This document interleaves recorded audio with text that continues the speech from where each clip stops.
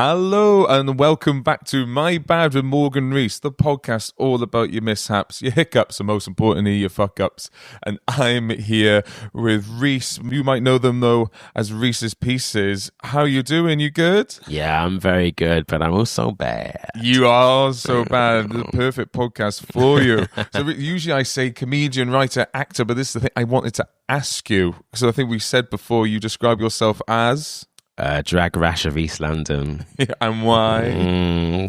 Because I pop up where you don't expect me, and if you give me a scratch, it feels good. Love it. I'm so glad we got to work together. Me too. I saw you first online, and I was like, this guy's funny and cute. Funny and cute. Very kind. And then I saw you at Hackney Empire. Oh, stop it. And that was brilliant. Stop it. Yeah. That was really good fun. That was the biggest gig I've ever done. Really? We had for 1,300 people. That was mad. That was fun. That was a really fun one. Thank you so much. I should have said thank you so much for coming as well. That's all right, darling. It's all right. And then, we got to go out together in Bristol, which was just, that audience was electric, and you had them eating out the palm of your hand. Well, you whipped them up nice and good. I had them eating out of somewhere else. So was that afterwards? It was definitely in your palm and some while you were there. You are so good at it. When do you think it clicked for you? But performing, hosting, because in that instance I was hosting the show, and it didn't click.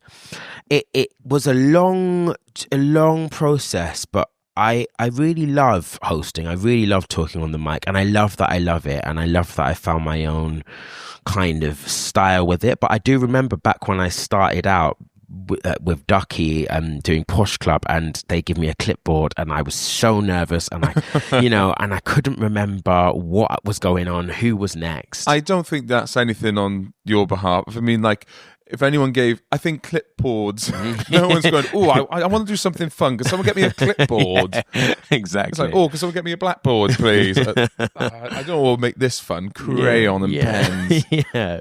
Regimented rules.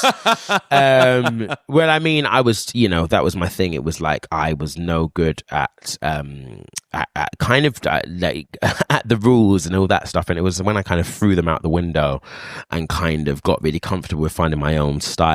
That it really clicked. Yeah. So you're really good fun, and you're hosting your own events now all the time. You've got your sober one coming up. Yes, I do. You do? Tell me about it. A very good little segue there. You're good at this. Thank you very much. Yeah. I'm trying to get a little bit better because my lordy, I can ramble. You and me both. So this is a bit different. This my event coming up in just, I think, next week now is a sober, queer and gay men's mixing night. Nice. And it's not a cabaret, it's just a social event. It's for guys to just come and find connection, and sober guys. And I will have a microphone, I will pop on and say a little something, but I won't be like, I won't be in full drag geesh. No. No. You have to have a microphone. People probably don't know this. Rhys brought this one. Yes. Oh my. We weren't supposed to be talking on a microphone. I was like, I'm using this microphone. It makes me feel powerful. Genuinely, if I'm doing a show and someone tries to grab the microphone, you got to an audience member and you're like, tell me why you're here. And they try to grab the mic. I'm like, darling, I'll rip your hand off, bitch. The last person who tried to take a microphone doesn't have any hands. Oh, wow. You just go full rugby player, just palming them to the ground. Slit their throat. Which isn't a good way of me promoting my night next week. But it's really friendly. It's really but if you try to actually at that night, I kind of do want you to touch my microphone. Hey, here we go. When have you got? When? Fuck me! Can you tell I run events? When? You're drunk right now, aren't you? Yeah. When? More importantly, how? More. I'm gonna have a little sip of my brandy coffee. It's on the 12th of November at Bistro Tech in East London at the Cockatoo, the bar underneath. And I'll probably be doing it. I'm going to see how it goes. I'm going to, see what I create, and then it might be monthly, might be bi-monthly. Brilliant stuff. Gear shift. Yeah. Other than the F1, what's your favourite homophobic slur? puff. Yeah, I like puff. Puff. And I've got a song about it. Have you really? Yes. Because and I do this little spiel and I talk about how, so I've got this song called Powerpuff Bitch. Nice. And it's basically, it's written over the opening credits of Powerpuff Girls. Nice. And it's just talking about how, because when I was a kid, I didn't have Cartoon Network because I was poor. Yes, but same. I had posh friends who did. So every now and again, I get this glimpse of this magical show that was really camp, and you had that gay red devil called Him. Oh, Who yeah. was like, do you know what I mean? And it was like this little glimpse into this world. Him who acted like a her. Yeah, exactly. Well, him who transcended the binary, baby. Oh, yeah. Yeah, and I preferred that. yeah, I prefer that. baby. And so yeah, and then I talk about the word puff and how I used to get called puff. Not that much, but it's a fun way to say it. And then I think, well, they weren't wrong. And then I think also puff is quite a puffy word to say. Puff is nice. Puff. It is good. It's really fun. It's small, it's concise. Yeah, puff. I think it's also, is it onomatopoeic? Yeah. It sounds puff, like puff. That's how you appear. So it's like how I get it. Puff. All right, bitch. I do. I quite like the reclaiming of these slurs, to be honest. I'm a big Bender fan. I Bet you bloody are. I am a big fan of Bender. I think I like it because it's a doing word. What do you do? I bend. I'm a bender. And also for me, it treats the idea of what I think about sexuality exactly how I see it. It's a bit of fun and it's not everything about me. I'm a bender. Not AK. All you need to know about me is I'm not straight. Yeah. I like it. I'm Ben. I'm Ben. I'm Ben. Which also, it's also quite laddie. Yeah, I kind of like me. And I'm not saying that in like a pick me way. Like I know I'm just like you guys. I'm just Ben. I see me. I'm like, no, I hope not. I quite, because I'm born in East London, and so like I've got quite I was brought up in Hackney when Hackney was rough before before the old flat whites arrived. Yeah. And my so what'd you call me? And so yeah, I quite like the kind of connection to that like laddie kind of like, yeah, I'm bent. I'm bent, so what? Yeah, it sounds like you just came out of prison. Yeah. Look, I know I'm playing to stereotypes here and it just reinforces them, but what's the straightest thing about you, would you say? Oh God! It's like a big light. I hate a big line. A big light. I'm not saying we that. just spoke about AA. How dare you? I'm triggered. What's the straightest thing about you? About your love of coke? Is it? Well, my mum used to say. Actually, my mum used to say, "Why couldn't I have had one of those gays who know how to do the ironing, or knows how to like clean up?" So I think that what's the straightest? I was going to say that. That's kind of funny, though. I like yeah, that. It's like, oh, bugger. I got one of the guys that can't stitch. Yeah. Absolutely not. No stitching, no ironing. But maybe that's just top. Yeah. And I was a top in my 20s, so maybe that's it. Did it change for you? Did it? Yeah. I mean, I learned how good it feels to bottom. Oh, really? Yeah. So, okay, so sell it to me. And not like, but as in sell words. It to you. Yeah, because I'm a top, and I've tried bottoming twice. Didn't take. Oh, well, it's clearly didn't take it. Oh, I mean, sell it to you. I mean, I don't know if you ever have like vagina envy. Do you ever think? No. Have you never thought about how good? Like, have you? When you listen to someone with a vagina talk about what an orgasm feels like, or if you imagine what it, like a full body shaking, see the stars kind of orgasm. Oh yeah, it's mad. Yeah. Yeah. When like and I want to give him an EpiPen. And like. So I think that's kind of closer to what it feels like to bottom if you're doing it right and it's going good. Do you know what I mean? You're there. Okay. Oh yeah. Don't get me like I'm like thinking about it now. I'm like losing my ability. Let's wrap this podcast up. Yeah. Yeah. I'm gonna go and get bummed. Yeah. Go and walk some marshes. Bring me that microphone. Wait. Yeah. I mean, it's just it's like I mean, they're both great, topping and bottoming, but it's like chalk and cheese. They're two very different things. And if it goes right, well, you're missing. Let me tell you, you're missing out. Okay, but you've got to want it. That's the thing. You've got to relax into it. Oh, yeah, I think you're bang on. Then I think you have got to want it, because I think when I was bottoming, I was sort of bracing myself like it's a turbulent flight and we're about to land. Yeah. I'm just like that. Yeah, they're like, relax. I can't. I think it's about. I can't relax. Too much turbulence. Yeah, I can't relax. It's about to be a dick in my ass. Yeah, that's the thing. You've got to. I remember. That's how I used to feel back in my early 20s, and it really is. And actually, what was funny for me was, again, on the chemsex thing, because when you're on those drugs, your ding dong's not working, so you can't top. So then you end up bottoming. And then I remember, I kind of towards the end of my time with it all, I was like, well, I can bottom when I'm high and my inhibitions are gone. Yeah. And so I was like, well, I clearly can. And it was when I then had that mentality sober, and then it changed the way that I thought. And then you get one of those orgasms. Yeah. Your legs shaking and you're like, where the fuck have I been, mate? Yeah, what's that movement where people can't stop shaking their leg? It's like, you've given me restless leg syndrome. I got restless leg syndrome from that orgasm. Yeah, restless cum pig. Yeah, it's like either I'm coming or I've stepped on a plug. What's going on here? Very that. So it was, again, like I said, I was going to keep it smooth and tight at the top, and then it turned. Are we still talking about bottoming? Oh, we got to keep that in. We were talking about bottoming. Anywho, what we're talking about is regards to the podcast. We've got to slip now into the podcast. So the podcast always called My Bad. I would think it's so important that we raise each other up and we celebrate each other, but it's also important for us not to present that we're perfect.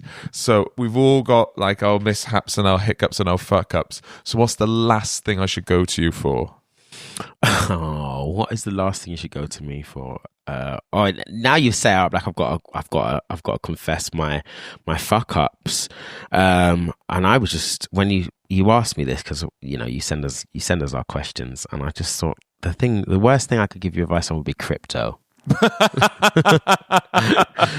Is that all tech or just like trading, blockchain stuff? I don't even know what that means. Blockchain. Yeah. What chain's blocked? I don't know. I don't have any idea.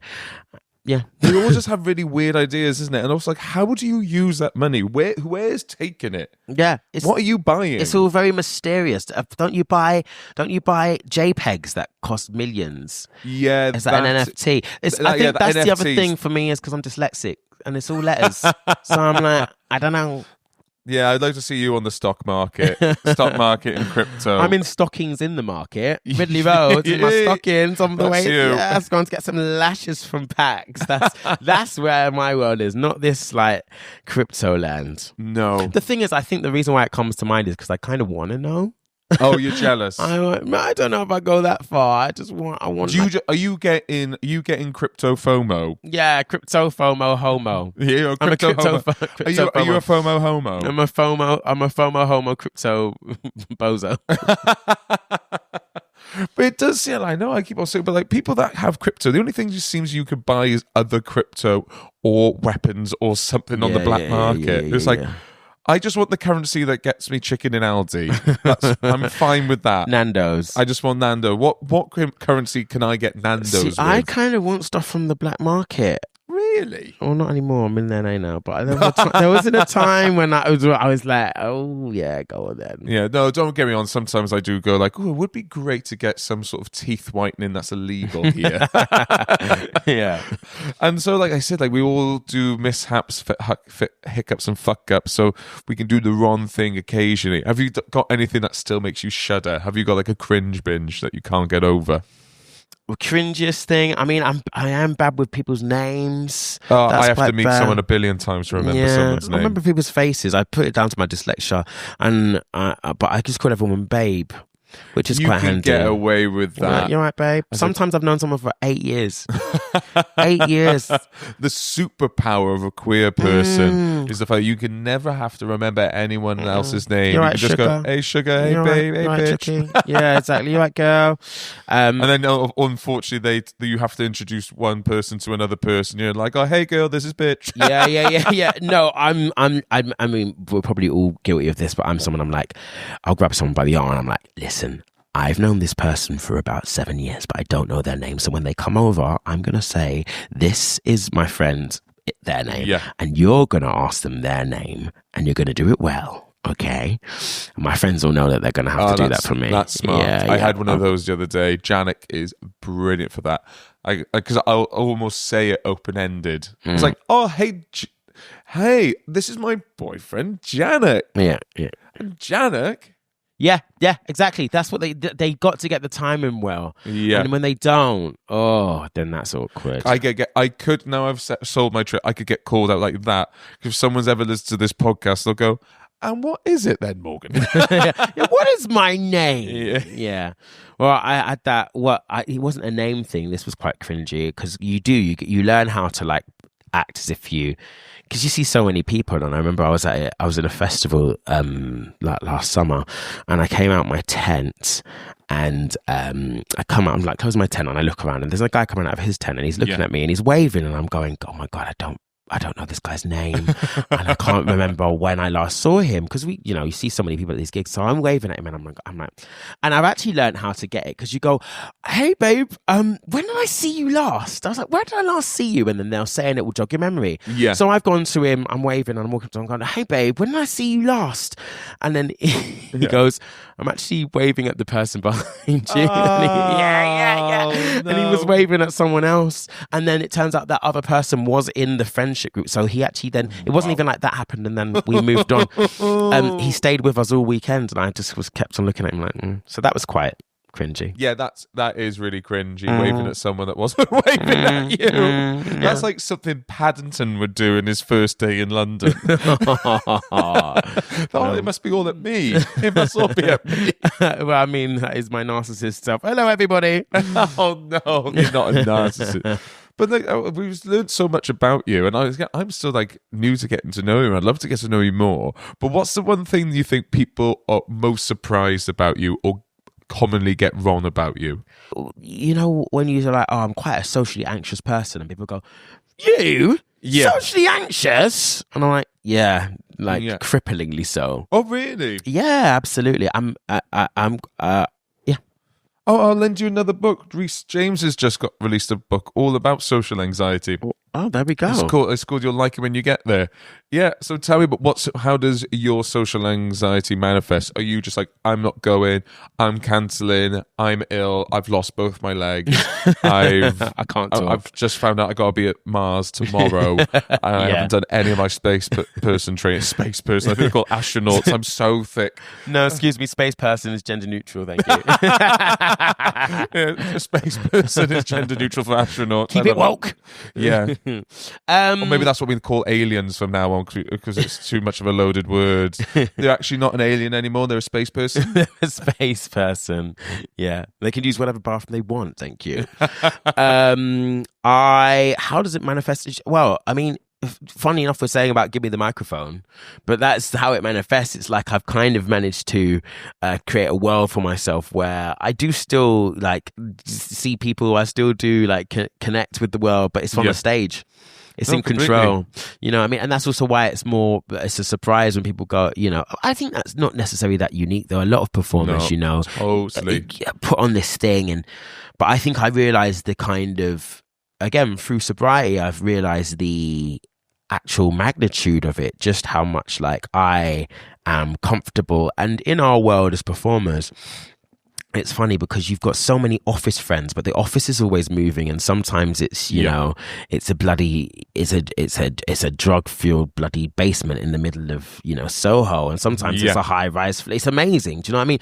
But they're also they're all, as lovely as it is, they're work friends. Do you know what I mean? And you can throw yourself. And I think with me, with a gig economy, you forget how you don't realize that what you think is success, which it is nice to be booked, but you've also filled your life with just gigs and work. And then you go, oh, actually there's a part of me that's not a performer who also gets absolutely scared shitless to kind of have to have to interact with people in a more at a dinner party, I don't want to. I don't like it.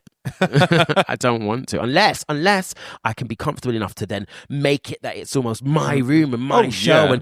And the other day I was doing a gig with, Katie B in Malta and it's like, oh. Yeah, calm it down. Yeah, exactly. Shut the fuck up. Oh, no, because people will say, it's like you said, a lot of people will go, oh my God, but your job, you speak to people all the time. Is it? Yeah, I speak to people. It's not, what I do is not social, because social is having a chat. But if I spoke to you at my gig and you spoke back, you get kicked out. Or just kicked. It's the least social thing in the world. My job is so antisocial. Yeah. To the fact that if you even begin being social, you'll be thrown out of the venue. Yeah. But no, completely get it.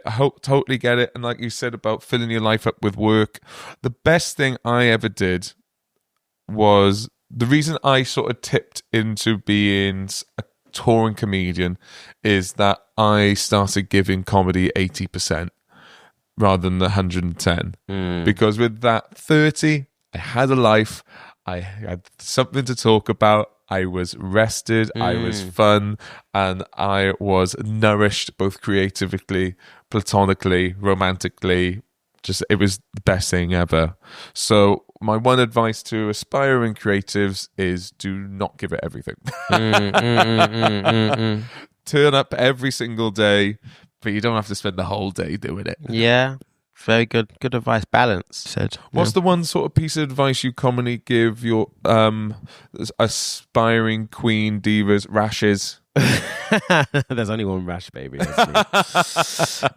My advice that I think that I when I've done when I do workshops, and actually a lot of people go, don't be a dick. Don't be a dick. We were talking about it just before the podcast. You can go a million miles. You can soar if you're not a pain in the ass. It helps to be talented, and but if you marry that with good, things like going, when you're in a gig, be polite. Yeah. Try to remember people's names. Actually, you don't have to remember it for the rest of your life, but remember it. Write it down on your phone. Remember the tech person's name. Remember to thank them. Remember to take a second. Remember to go up and ask. I'll be at a gig. I might just be on the lineup, and I'll go up to the DJ and say, "You're right. Did you need a drink? Because has anyone?" Those little things, those stuff, and also just be nice. It was a community. I think a thing that is. Oh, you got me on my soapbox here. Now I'll calm down. But I think go to the new person in the back who's in the backstage area who's sat by themselves and say, "Hey, who are you? What do you do? It just, that little thing can just help to make people feel that more, and they'll remember you. They'll talk about you. Who did that for you? Because that's clearly someone that, not clearly, I take that back, but I can already tell you a story about who did that for me. Yeah.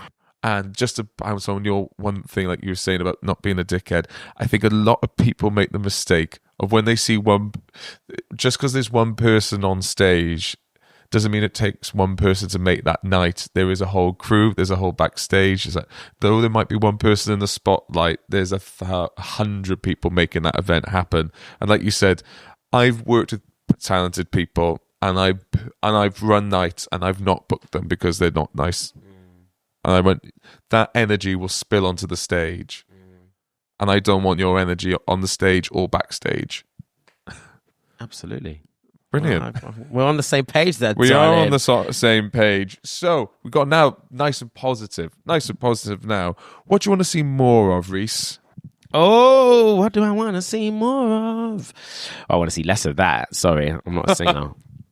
I want to see more of this kind of rise of what feels like the rise of the. I know we're keeping it light, baby, but I'm going to this is political. I think what feels like the rise of the left, or this kind of breath of fresh air with the Green Party and Zach. An organised left. Hopefully an organised left, because half of that organised left is obviously your party, which doesn't seem to be that organised. Nope. And I don't want to, I think more, and not just that, more just, this isn't a political podcast, so I won't go go into it, but it just, I sit in my room, bit doom and gloom, watching my videos about AI, watching my videos about why online gaming's rubbish, why why the everything is rubbish, and then I'll watch a video about like Zach Polanski and I'll just feel like, oh, breath of fresh air. Or Mamdani in New York, the guy running for. I'm like with you. It's so hopeful. It's really encouraging. I joined the Green Party. There's a lot of emails. I will say they that. Do. Mine go into a different inbox. I was a bit like, okay, maybe this is the price I pay for the future I want to see, actually. Yeah. I was like, oh, no, bye-bye. And so now we want to see more greens. That's brilliant. I love it. But now we're going to the my mad round. What has got you worked up, Rhys? Oh my God. What is your hot take? What is my hot take? Well, I mean, I've already alluded to it, but I think ghosting. What do you think about ghosting? I think it's a crock of shit. Oh, yeah? I think it's a crock of shit. I think even after one date? Oh, now the nuances of ghosting is a different subject. It's not a different subject, but it's a different question. Because okay, so what point does it cut off? What point does it? For me, if you've slept with somebody, if you've done that thing, I hear that. Okay, if you've done that thing, where you've like, and I don't want to sound like a pick me here, but if you've like had that forehead contact with somebody, as in like intimately, not headbutting. Because then maybe ghosting's a good idea. I mean, like, I think there's an interesting thing where what I think is ghosting, someone else might not. Do you know what I mean? And I was thinking about this when I was ranting to myself about after I'd been ghosted. I was like, but think about it like this.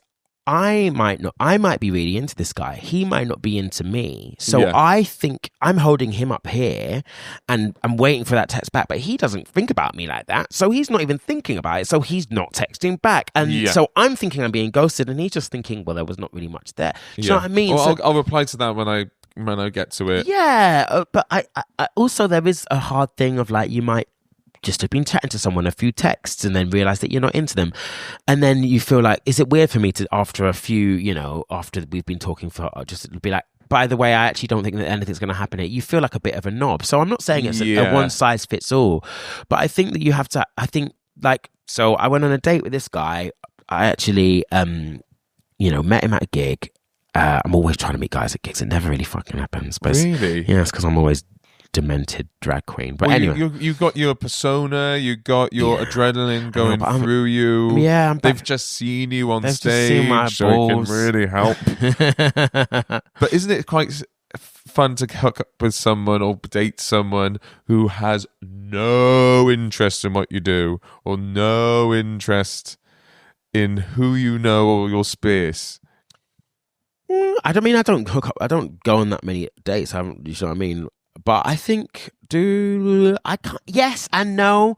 It is nice for them to, you've got to have stuff in common a little bit. Do you know what I mean? They've got to be interested. Yeah. They've got to, because that's my world. Do you know what I mean? I'm like, we've got to have stuff to talk about. You know what I mean? But, because I know Janet has no interest in comedy at all. It really helps. I remember, I was at Glastonbury. So I'm clanging, but there's a reason to these clangs. So I was in Glastonbury and I was sat down at breakfast and it was me and James Acaster and we were having a little chat and all of a sudden Janet comes round in just a thong and goes, "I'm all twisted, can you sort me out?" And James was like, "I think I'm going to go." And I went, "Oh, thank the Lord," because other people might have been a bit weird about that. Yeah. But Janet just saw two friends at a table and planted his ass on it. Yeah. And it's real. It is. Yeah, I get that. Tell me about this boy that ghosted you. We've tangented. Oh, we have tangented.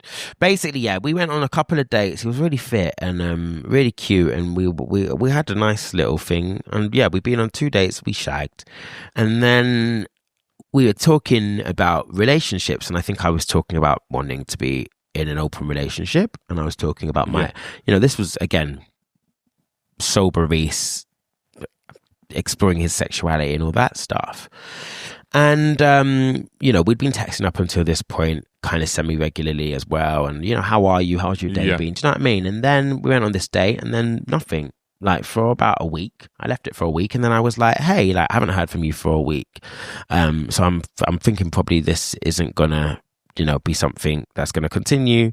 But I just thought I'd check. And he was like, oh yeah, hey, sorry, I kind of think that for me, I want to be in a monogamous relationship, and you said that you'd be in an open relationship, and you go to sex spaces, and that's just not really for me.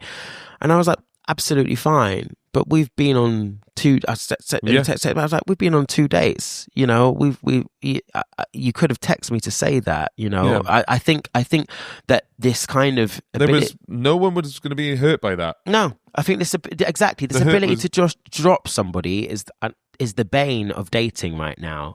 This kind of disposableness and the lack of care. Do you know what I mean? And for me as a sensitive boy, and that's the thing, we're all just sensitive boys, sensitive people running around trying to ask someone to love us, Yeah. And fair enough, I get it. Like sometimes ghosting when it's not really gotten that deep, or it's not really, that's fine, Yeah. But when you've the amount of times that the stories that I've got of guys where it's like, we've met at a bloody sex event, so we've already shagged, we've texted, we've done that, we've looked into each other's eyes, we've gone, oh, what are you looking for, we've gone down there, and then you've just not either just ghosted or just kind of got less good at texting, hoping that eventually it's like, dude, have a word with yourself, because I had to have a word with myself. I was like, I'm gonna live, so I got my phone in my hand, but I'm gonna live by this thing. It feels awkward as fuck to write that text. Hey, look, really enjoy your company, think you're a great guy, but for me, I'm just looking at it. Or even tell a little white lie for White. Let's bring back. Get rid of ghosting. Bring back lying. Bring back white lies. I think for me, when I was in the rooms because you're not supposed to date, and when you go to NA, they say don't date for the first year. Yeah, that's smart. So I was quite handy to be able to just be like, oh, I've just gone sober, not looking to date right now. And even though if I'd have found the right guy, I'd have fucking, do you know what I mean? But I used that. But it was just put a bit of a closed door. Let the guy know. Don't let him be sat there, and I'll get off my soapbox in a minute. But because I saw a thing the other day, is actually I saw a video on YouTube, and it was talking about why gay guys work, and it said in it, it's like that ghosting, it's an act of violence. It's an act of your inability to have that awkward conversation, and your want to avoid that is a horrible thing to do to somebody else. You just don't think of it because, again, and this is why I was talking about the online dating, because you're mini abandonment. So that's a great take, and I think again it speaks to you are a very articulate person, you're very wholesome. Oh, cheers. My mum was a good woman. Oh, that's even a lovely response to say to that. Most people will just go, oh, thank you. Just go, thank you. I was raised well. It's like, you're even praising others while I praise you. Is there any cuntish things about you? Oh my God, absolutely! I'm so insecure. Oh, superb! Oh my God! So I thought you. Oh yeah. I thought you were perfect and fixed. But it turns out, really insecure and dangly balls. Really? Yeah. Have they got like dangly that. hair, or have they started dangly? They started dangly. They've always been really? quite dangly. Yeah. Yeah. Oh no. Yeah. And I don't like it. Well, I don't really. It's not like. Would you get a ball tuck? No, it's not that deep. Also, what happens? It's just that low. It's just that low. That's like by my knees. I got like 8-year-old. But then with my job, when I then wear a thong or a thing, they kind of cup up, and it makes it look fucking huge. Yeah. People are like, "Oh, you're bald." I'm like, sorry about it. Little do they know, micro penis, huge balls. Oh no, that's so funny. It's like when you open a crisp packet, you just go, "Oh, it's all there." Yeah, it's too crisps. So you've got a grab bag bulge then, essentially. I've got, a big old pendulous bulge. So we're going into the quickfire round. Thank you so much for being on this podcast. Let's get into it. The quickfire rounds. So first off, nice and easy. What's your favourite colour? Purple. Brilliant. If you had to wear one outfit for the rest of your life, what would you wear? Nude. Okay, I'm pausing the quickfire round. I went onto your website, and under it says like acting skills, and lots of it were rollerblading, dancing. One of them was nudity. Yeah. What's the skill in nudity? I'm not saying it isn't a skill. I just want you to please treat me like a dummy. You've not seen me in the nude, baby. I'll treat you like more than a dummy, boy. Okay. It just makes me feel like when I'm nude, I'm very unskilled. Well, actually, to be honest with you, even in my nudity, it's not, I just realised I always keep my socks on. So it's not even that skillful because I'm not fully nude. No, that's the straightest thing about you. Oh, yeah. Then I'll take that. Do you know, it's from my acting profile, so that's why it's that I would be nude on TV. Yeah, happy days. Do book, it. Book me. Give me that buyout. House of Dragon, they'll have you, no doubt. Must have big dangly balls for the hot water to get in with the Targaryens. Right, yo, fucking dork. Right, yo, let's go back into it. Other than your own, where's your favourite toilet? Oh, that's a good question. Bloody hell. Oh, that's hard. Sorry. That's all right. Oh, God, I quite like toilets as well. See, yeah. I think you're either a toilet person or you're not a toilet person. No one's on the fence. I like a toilet. I like a toilet. I actually, as well, find them quite hot. I really like the smell of the those little cakes. Oh my God, yeah, really? Yeah, those little like urinal cakes. I know that's weird, but they kind of turn me on. Is that more of a Pavlovian thing that you just remember, like, oh, I'm in this sort of space? Yeah, maybe. Maybe you're in a cruising space. Even from, maybe I've got something to work high, but even from young, even from like a teenager, I used to be like, maybe it was just like knowing it was a cruising space before I even knew. Oh, wow. What's my favourite toilet aside from my own? I'm going to keep thinking about that one. I don't know how many more questions. We'll move on. That's all right. Yeah. If you could have any other accent for a week, what would it be? Oh. I really like Welsh. Welsh is a popular choice. I like Welsh. And you got a Rhys name? People just think you're full on Welsh. Yeah, and mixed race Welsh guys as well is something quite lovely about that. Yeah. Or Irish. Yeah, Northern Irish. Nice. Yeah, Celtic. Would you want top of the morning sort of Irish? Or do you want that fucking Belfast accent? I can't do accents, but I want the top of the morning. Top of the morning to you. Nice to meet your father. Yeah, I want a top in the morning. Hey, top of the morning. Get your ass to that little shower there. Yep, very good. Yeah, what they call the assholes hoops there. What? They call your asshole your hoops. Oh gosh, that sounds like that was quite the weekend. I know. I got to destroy your hoop. Yeah, okay. If you were to be ordained, what would you be the patron saint of? Oh, bloody! These questions are good. I want to be the patron saint of plug sober dating. Yes. There we go. Keep it. Patron saint of sober dating. And so I think it already answers itself. But what would you do on St. Rhys Day? Dance. Yes. Ecstatic dance. Sober, ecstatic dancing. Oh, what are we listening to? Afro house, drum and bass. Yes. Afro house, drum and bass. Drum and bass. I'm gonna Enya. I'm gonna flag my ignorance on what was the first one again? What, Afro house? Afro house. Yeah. But is it as full on as drum and bass? No, it's like, so it's, house. Like, yeah. So it's like an Afro beats kind of, but where it meets house kind of, like, yeah. Often, and with all of it, within all of it, I always want like some like female like vocals behind it. Yes, that's all. Like Arabic scales. Oh my God. Give me that. Give me a cowbell. Yeah, yes, please. Bit of that. Bit of orchestra as well. Bit of Enya. Yeah, give me a command as well. Sail away. Get on that.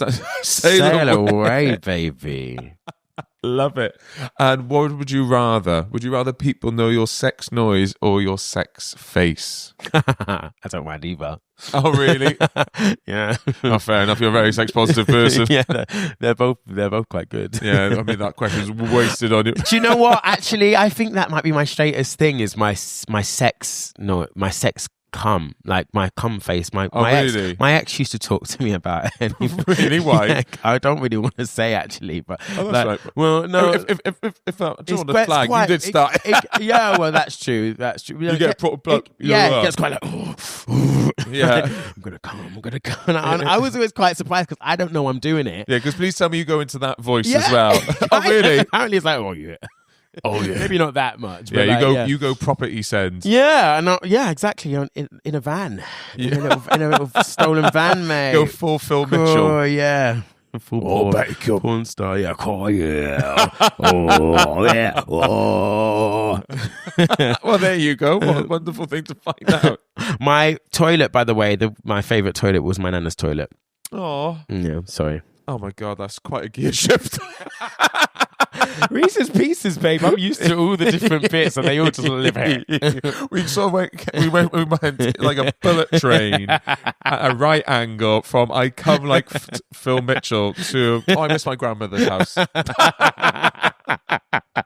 It's funny because it's true. Oh no! And so, if people can find you online, where can they find you? Okay, so it's the Welsh spelling, which means no one can spell it. So it's Rhys, Rhys, Spieces. I think I'm quite dyslexic, and then with an underscore. That's wicked. And your sober event is where? Is when, where, when whiskey. It's at Bistro Tech in East London, the Cockatoo. It's on the 12th of November. It's called Are You Looking? It's going to be the first of a few events that I want to start running. I want to do a sober.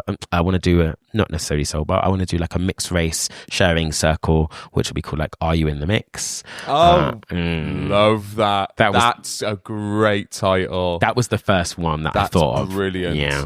And then I'm gonna like maybe do like sober cabaret, sober, loads of different things. So it's all under the Are You guys. So yeah. Amazing. And you've been on My Bad with Morgan Rees. Will you come back? Oh, happily. Especially if you keep giving me books that I can't read. I'll get you someone that can read them for you. Yeah.